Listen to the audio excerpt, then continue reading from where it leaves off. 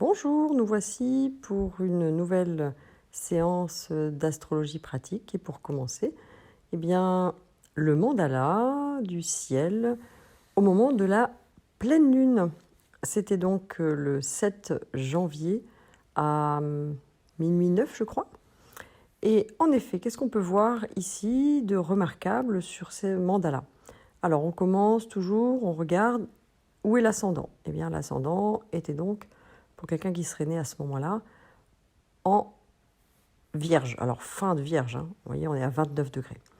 Qu'est-ce qu'on peut voir? Que c'était la nuit, que c'était le milieu de la nuit, et que le soleil était donc en Capricorne.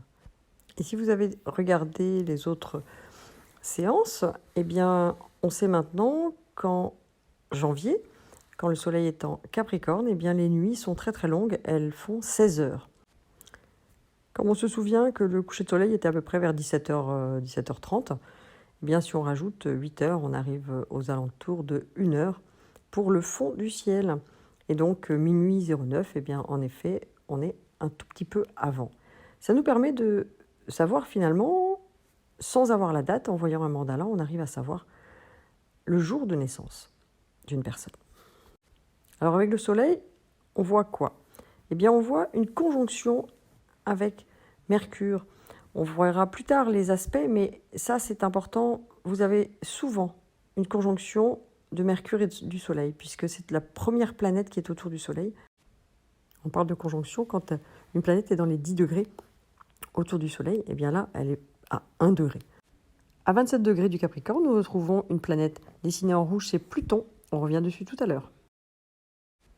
Et si on revient à notre Lune, eh bien écoutez, la Lune, par définition, était juste en face. Et en effet, le Soleil est à 16 degrés du Capricorne, et bien la Lune est à 16 degrés du Cancer.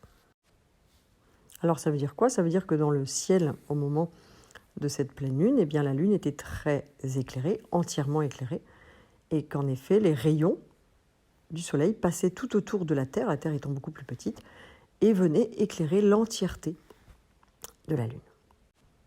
Alors on appelle ça la pleine Lune, mais on pourrait aussi dire que la Lune est en opposition avec le Soleil, puisque quand deux planètes sont en face l'une de l'autre, on parle d'opposition. Et l'opposition, c'est un peu comme un tiraillement. Il y a d'un côté le Soleil qui porte l'énergie du Capricorne, c'est-à-dire une énergie de terre, une énergie de l'hiver, qui amène de la structure, du concret, et aussi une certaine forme d'élévation, une certaine forme d'autorité. On parle de l'énergie du Père. Et la Lune qui est en Cancer, eh bien, elle porte une énergie d'eau, une énergie de douceur, une énergie de maternité, en lien avec l'enfance. Et c'est l'énergie de la bonne maman. Alors finalement, à la pleine Lune, on a d'un côté tous, puisque tout le monde est concerné par ces énergies-là, pas que ceux qui sont nés ce jour-là. On reçoit tous une énergie particulière sur notre conscience, comme si on a été invité à regarder où on en est de notre capacité à poser notre autorité. Où j'en suis de mon autonomie, mais aussi de mon éthique personnelle. Et en face, la Lune vient nous demander, paradoxalement, dans mes besoins intérieurs et affectifs, où est-ce que j'en suis de mon besoin d'être écouté, chouchouté, d'être materné, et peut-être même de fusionner dans une forme de dépendance affective. Alors vous voyez, d'un côté, l'autonomie, l'autorité du père, de l'autre, la fusion et les bras de maman. Eh bien, cette pleine lune, comme chaque pleine lune, crée un tiraillement sur un axe particulier. Et ce mois-ci, Capricorne, Cancer. On dit souvent que la pleine lune est une période difficile où tout ce qui ne fonctionne pas dans cet axe-là peut être mis en lumière et que ça peut générer des conflits autour de ces deux thèmes, de l'autorité du père et du bon maternage. 14 jours plus tard, le 21 janvier, nous serons dans ce qu'on appelle la nouvelle lune. Et cette fois-ci, la lune sera dans l'axe du soleil. Vue de la Terre, eh bien, nous ne verrons que la partie cachée de la lune, et elle sera donc noire, nous ne la verrons pas.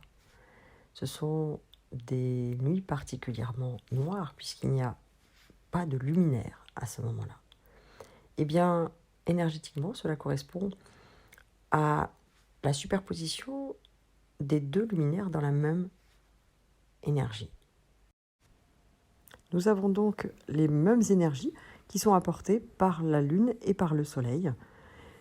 Et si les pleines lunes sont des zones connues pour leur tension, eh bien, pour ma part, je considère que la nouvelle lune est un cadeau puisque Lune et Soleil nous apportent une nouvelle énergie à inscrire à notre zodiaque intérieur. Et chaque année, nous avons une initiation forte ce jour-là à cette nouvelle conscience du monde et cette nouvelle façon de prendre soin de nos besoins en tant qu'enfant intérieur, mais aussi en tant qu'adulte.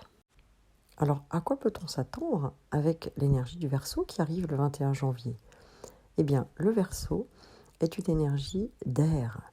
C'est de l'air, et après cette période d'hibernation, de terre avec le Capricorne, eh bien, nous allons peut-être ressortir un peu de chez nous et avoir envie d'aller à la rencontre des autres. Avec le Gémeaux, en juin, on va à la rencontre des amis, des voisins, on fait la fête. En octobre, avec la Balance, on crée du lien avec les intimes. Et bien ici, il s'agit plutôt de se mettre ensemble dans une solidarité.